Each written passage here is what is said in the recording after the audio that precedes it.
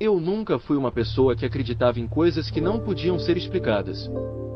Fui criado numa família prática, de pessoas que trabalhavam com as mãos, que acreditavam no que podiam tocar, no que podiam medir, no que podiam ver. Meu pai era engenheiro. Minha mãe, professora de matemática. Cresci aprendendo que o mundo funcionava por leis, e que tudo que escapava dessas leis era ou superstição ou falta de informação. Essa era a minha estrutura. Era o chão sobre o qual eu havia construído tudo. Então eu tinha 38 anos quando aquela estrutura desmoronou completamente. Não aos poucos. De uma vez. Mas deixe eu começar pelo começo. Fazia cerca de 3 meses que eu sentia algo diferente. Uma pressão no lado direito do abdômen que aparecia e desaparecia sem padrão claro. Não era uma dor forte, era mais um desconforto persistente, o tipo de coisa que a gente aprende a ignorar porque a vida não para. Eu trabalhava muito naquela época, coordenava uma equipe de 15 pessoas numa empresa de logística, viajava com frequência, dormia mal, comia pior ainda. Atribuía o desconforto ao estresse. Atribuía ao café em excesso. Atribuía tudo menos ao que realmente era. Foi minha companheira, Renata, que insistiu que eu fosse ao médico. Ela tinha aquela forma dela de insistir, não gritava, não brigava, apenas repetia a mesma coisa com uma calma que, com o tempo, se tornava impossível de ignorar. Você vai ao médico essa semana, ela disse numa terça-feira à noite, enquanto eu estava sentado no sofá com um notebook no colo. Não foi uma pergunta. Fui na quinta-feira seguinte. O clínico pediu exames de rotina. Os exames voltaram com alguns valores alterados. Ele me encaminhou para um gastroenterologista. O gastroenterologista pediu uma ultrassonografia. A ultrassonografia mostrou um nódulo na vesícula biliar, pequeno, mas num ângulo que gerava preocupação. O gastroenterologista me encaminhou para um cirurgião. O cirurgião era um homem de uns 55 anos, cabelos grisalhos, óculos de armação fina, o tipo de pessoa que transmite competência sem precisar anunciar. Ele olhou para os exames, olhou para mim, e disse com uma objetividade que eu apreciei: vamos tirar. É o procedimento mais seguro. Laparoscopia, 3 pequenas incisões, você vai para casa no dia seguinte. Simples assim. Rotina. Nada que me preocupasse de verdade. Agendamos para uma sexta-feira de outubro. Eu anotei na agenda como se fosse uma reunião qualquer. O que ninguém te conta sobre a véspera de uma cirurgia, mesmo uma cirurgia pequena, é o silêncio estranho que ela cria ao redor de você. Não é medo, exatamente. É uma consciência diferente do próprio corpo. Você começa a notar coisas que normalmente ignora. A forma como os pulmões se expandem quando você respira fundo. O peso das próprias mãos. O som do próprio coração, que de repente parece mais audível do que deveria.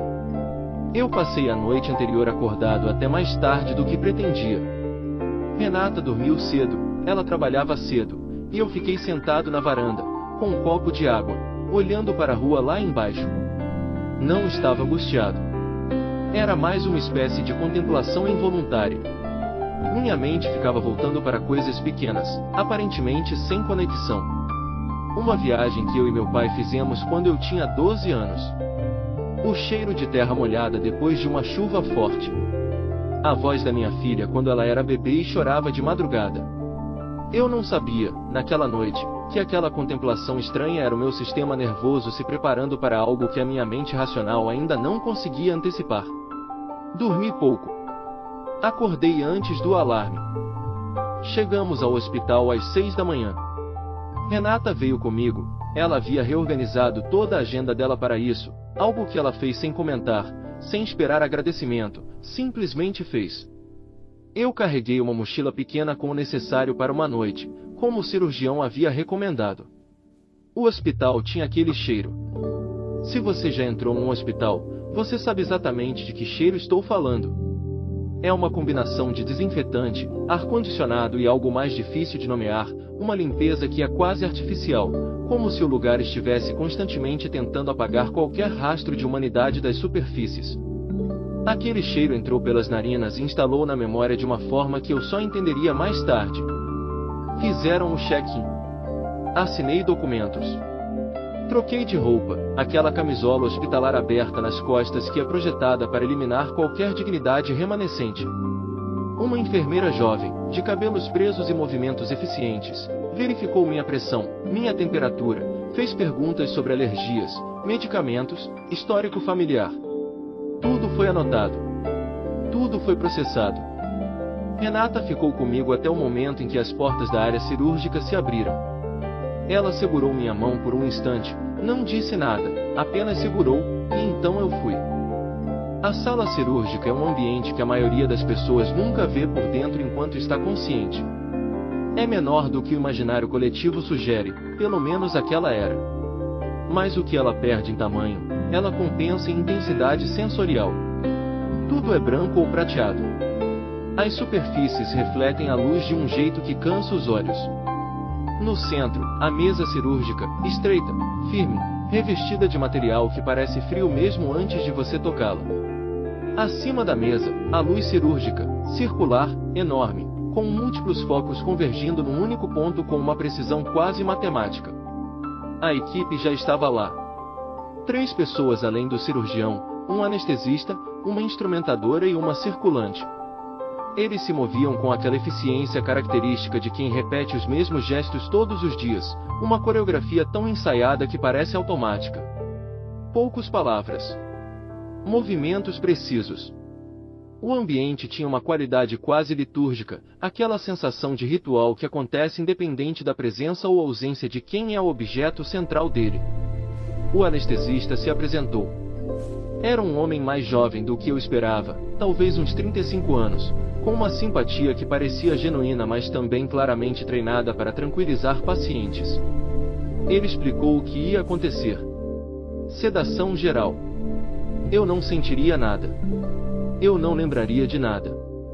Quando acordasse, estaria na sala de recuperação. Tente relaxar, ele disse. Pode contar até 10 se quiser. A maioria das pessoas não chega até os 5. Eu deitei na mesa. A superfície era fria, exatamente como eu havia antecipado. Eles fixaram meus braços com suportes laterais, não amarrados, apenas apoiados, e conectaram o acesso venoso que já havia sido instalado no meu antebraço direito. Eu olhei para o teto. A luz cirúrgica era tão intensa que eu tive que desviar o olhar para o lado. E então o anestesista disse: "Vou começar agora." Eu senti uma sensação de frio subindo pelo braço, não desagradável, apenas distinta, como se alguém estivesse traçando uma linha gelada da mão até o ombro. O frio se espalhou pelo peito. Meus músculos começaram a afrouxar de uma forma que não era volitiva, eles simplesmente paravam de sustentar o próprio peso, como se tivessem recebido permissão para descansar de verdade pela primeira vez. Eu tentei contar. 1, 2, 3. No 4, o mundo parou. Não havia escuridão. Eu esperava escuridão. Tinha certeza de que seria escuridão, o tipo de sono sem sonhos que você às vezes tem quando está verdadeiramente exausto, aquele vazio total onde não há nem a consciência do próprio vazio. Mas não foi isso. O que havia do outro lado era algo para o qual eu não tenho uma palavra adequada, e acredito que nenhuma língua tem. Era uma ausência de peso. Não apenas peso físico, peso de tudo. Peso de responsabilidade, de preocupação, de identidade, de história pessoal. Era como se tudo aquilo que eu chamava de eu tivesse sido gentilmente removido de mim, e o que restava não era o nada, era algo muito mais estranho do que o nada. Era presença sem forma. Era consciência sem conteúdo. Era silêncio que não era ausência de som, era uma qualidade do silêncio que eu nunca havia experimentado, como se o silêncio fosse uma substância com textura própria, com temperatura própria, com uma espécie de respiração que não era respiração mas que funcionava como tal.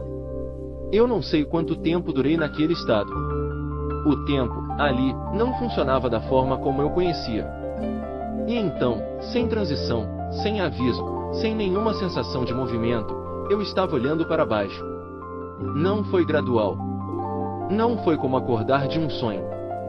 Foi imediato e absoluto, como se um interruptor tivesse sido acionado. Um momento eu estava naquele silêncio sem forma, E no momento seguinte eu estava no teto de uma sala que eu reconheci imediatamente. Era a sala cirúrgica. Eu a reconhecia, mas de um ângulo que eu nunca havia visto antes e que tecnicamente não deveria ser possível para mim ver. Eu estava no teto, olhando para baixo em ângulo perfeitamente vertical. E na mesa, diretamente abaixo de mim, havia um corpo. Demorei alguns momentos para processar que aquele corpo era meu. Não foi um choque imediato. Foi mais uma percepção gradual que chegou com uma estranheza calma, quase clínica. Eu via meu próprio corpo de cima, a camisola cirúrgica azul, os braços apoiados nos suportes laterais, o rosto coberto parcialmente pela máscara de oxigênio, o tórax subindo e descendo em respiração assistida. Eu vi os fios e tubos conectados a mim. Eu vi o monitor cardíaco na lateral, a linha verde, rítmica e estável. E eu vi a equipe trabalhando. Há algo profundamente perturbador em observar pessoas trabalhando no seu próprio corpo enquanto você flutua acima deles sem que ninguém saiba que você está lá. Perturbador não é nem a palavra certa, porque perturbador implica angústia, e o que eu sentia não era angústia. Era uma espécie de fascínio distante. Como assistir a um documentário sobre a própria vida de dentro de um cinema vazio. Eu via o cirurgião. Ele estava operando com aquela concentração total que eu havia notado nele durante a consulta, uma presença que se voltava completamente para a tarefa, eliminando tudo que não era relevante. Eu via suas mãos, enluvadas, precisas, fazendo movimentos que eu não conseguia identificar com detalhes técnicos, mas que tinham uma qualidade quase artesanal. Havia uma instrumentadora ao lado dele que antecipava cada gesto com uma sincronia que só vem de muita prática compartilhada. Eu ouvia vozes. Fragmentos de frases técnicas que chegavam até mim de uma forma estranha, não abafadas, mas alteradas, como se o som estivesse viajando por um meio diferente do ar comum. Palavras que eu não entendia no contexto médico, números sendo trocados, o som intermitente de algum equipamento. E então aconteceu algo que mudou tudo. Meu olhar foi atraído para um detalhe específico no canto superior direito da sala. Era algo pequeno. Aparentemente insignificante. Um objeto que havia sido deixado numa prateleira próxima à parede, num ângulo que seria completamente invisível para qualquer pessoa que estivesse no nível do chão. Eu fixei naquele detalhe com uma intensidade que não era volitiva, era como se algo me dissesse que eu precisava guardar aquilo. Que aquilo importaria. Que aquilo seria necessário mais tarde para provar algo que de outra forma seria impossível de provar. Eu gravei cada detalhe daquele objeto na memória com uma clareza que nunca havia experimentado em estado de vigília normal. A forma, a cor, a posição exata, o ângulo em que estava apoiado. Era como se minha consciência, liberta do corpo, operasse com uma capacidade de atenção que o cérebro físico normalmente não permite. Não sei precisar o momento em que a sala começou a recuar. Não foi uma decisão. Não foi um movimento.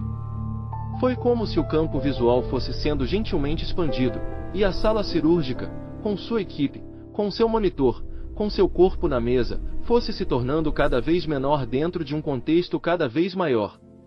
E então havia um corredor. Eu não sei de onde veio o corredor. Ele simplesmente estava lá, como algo que havia existido o tempo todo, mas que eu só então havia percebido. Era um corredor longo, mais longo do que qualquer corredor físico que eu já havia visto, e no fundo dele havia uma luz. Não vou descrever aquela luz como algo sobrenatural, porque sobrenatural implica algo fora da natureza, e o que eu senti naquele momento era exatamente o oposto, era a coisa mais natural que eu havia sentido em toda a minha vida. Era como se tudo que eu havia experimentado antes daquele momento fosse uma versão parcial, incompleta, filtrada de algo que agora eu estava finalmente vendo sem filtro. A luz não era brilhante de um jeito que machuca. Era brilhante de um jeito que acolhe. Era quente sem ter temperatura. Era próxima sem ter distância. E ela parecia me conhecer. Isso é a parte mais difícil de explicar para qualquer pessoa. Não é que a luz fosse inteligente no sentido que usamos essa palavra normalmente. Era mais que ela tinha uma qualidade de reconhecimento, como quando você encontra alguém depois de muito tempo e antes mesmo de qualquer palavra ser dita, há um momento de reconhecimento mútuo que é anterior à linguagem, anterior ao pensamento. Era isso.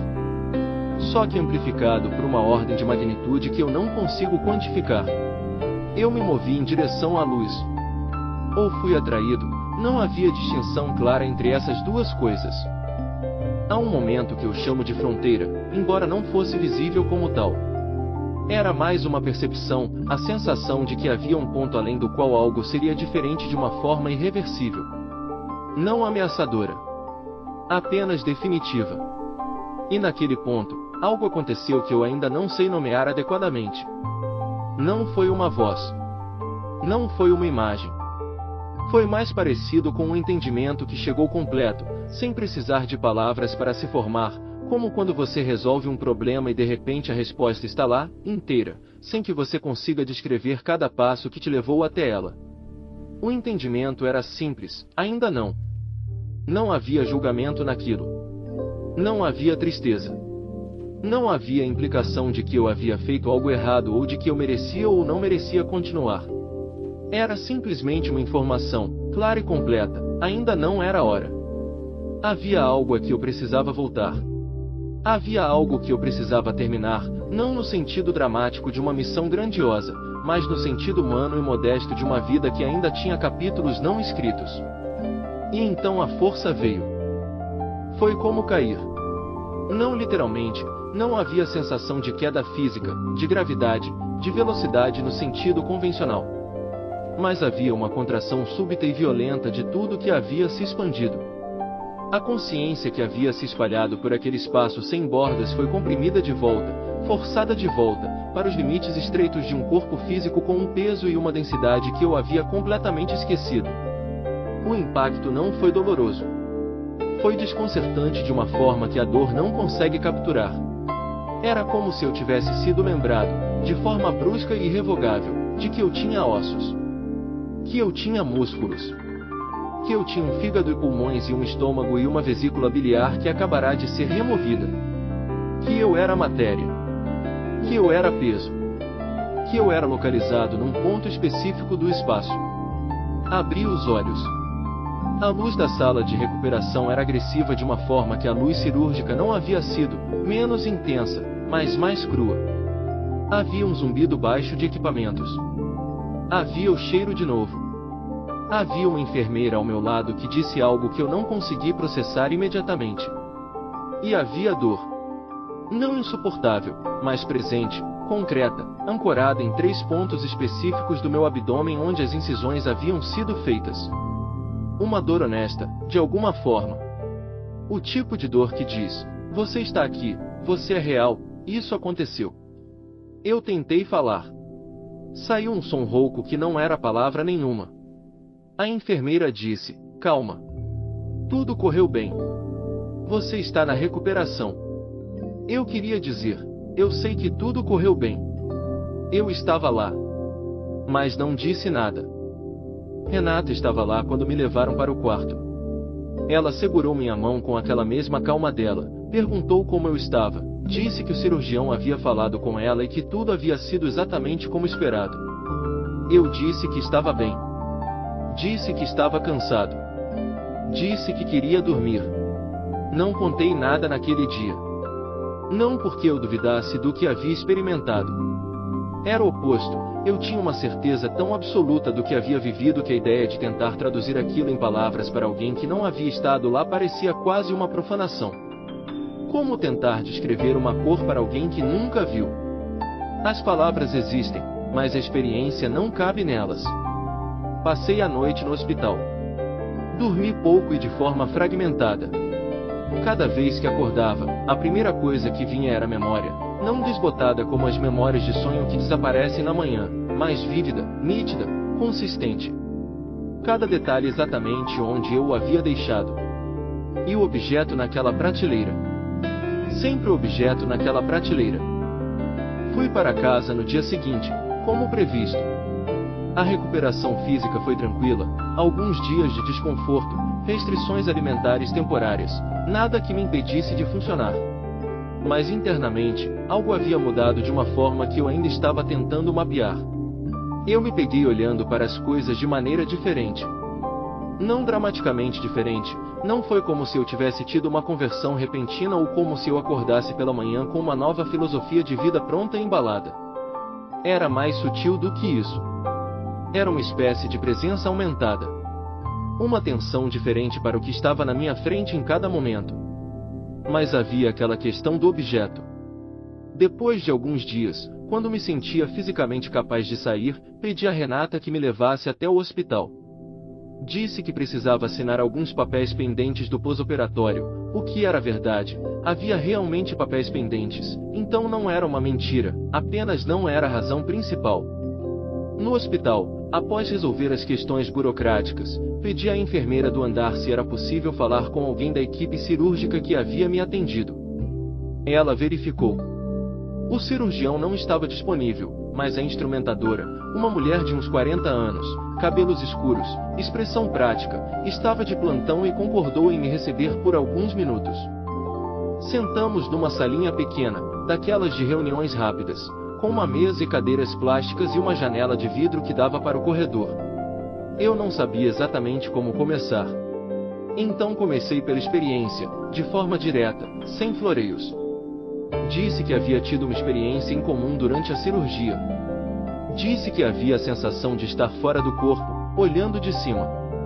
Disse que havia visto detalhes da sala que não deveriam ser visíveis do nível do chão. Ela me ouviu sem interromper. A expressão dela era difícil de ler, não era incredulidade, mas também não era confirmação imediata. Era uma atenção cuidadosa. Então eu descrevi o objeto. Descrevi a forma, a cor, a posição exata na prateleira, o ângulo em que estava apoiado, a prateleira específica em que estava, terceira de cima para baixo, no canto direito da sala, próxima à parede onde ficava o armário de equipamentos auxiliares. Ela ficou em silêncio por um tempo que pareceu muito mais longo do que era. Então disse: esse objeto não deveria estar lá. Eu disse: mas estava. Ela olhou para mim por um momento. E então disse: sim. Estava.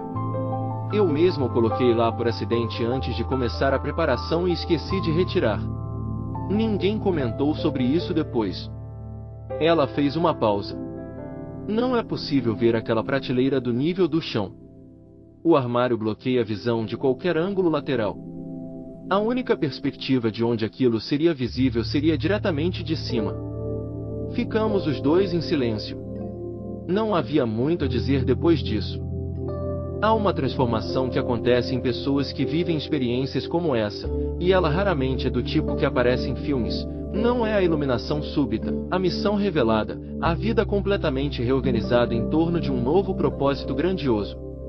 É mais quieta do que isso. Mais cotidiana. Mas não menos profunda. Eu voltei ao trabalho. Continuei coordenando minha equipe. Continuei viajando, dormindo mal às vezes, tomando café em excesso. Mas algo havia mudado na textura de tudo isso. Uma camada que havia antes, de urgência automática, de ansiedade de fundo, de uma correria que eu havia aceitado como condição natural da existência adulta, essa camada havia sido removida. Não completamente, não para sempre, mas de forma suficiente para que eu percebesse que ela havia estado lá o tempo todo. Comecei a prestar atenção em coisas pequenas de uma forma que antes eu não conseguia sustentar. A qualidade da luz numa tarde de outono. O som da voz da minha filha ao telefone. O peso de uma xícara de café nas mãos numa manhã fria. Essas coisas sempre existiram, mas era como se eu as estivesse vendo agora sem o filtro da pressa. O medo da morte, que eu havia carregado como um ruído de fundo constante sem nunca reconhecê-lo como tal, foi substituído por algo mais complexo. Não desapareceu, mas mudou de natureza. Passou de um medo do fim para uma espécie de curiosidade profunda sobre o que o fim significa. E com essa mudança veio, paradoxalmente, uma urgência maior de estar completamente presente na vida que ainda havia para ser vivida. Não sei o que aconteceu comigo naquela sala cirúrgica. Não tenho uma explicação que satisfaça todos os critérios que minha formação racional exige. Há pesquisadores que estudam experiências como essa há décadas, e as explicações variam de atividade neural residual a algo que nossos modelos atuais de consciência simplesmente não conseguem acomodar. Não sei qual é a verdade. E aprendi a ficar confortável com esse não saber, o que, para quem fui durante a maior parte da minha vida, é talvez a transformação mais radical de todas.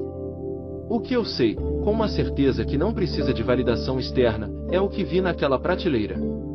E o que a instrumentadora confirmou naquela salinha pequena com cadeiras plásticas e uma janela de vidro para o corredor. E o silêncio que ficou entre nós depois disso. Esse silêncio me basta. Se essa história tocou algo em você, uma dúvida, uma memória, uma sensação que você nunca soube nomear, saiba que você não está sozinho. Há milhares de pessoas que viveram experiências como essa e passaram anos sem ter com quem conversar sobre isso. Esse canal existe para dar voz a essas histórias. Se você ainda não está inscrito, inscreva-se agora.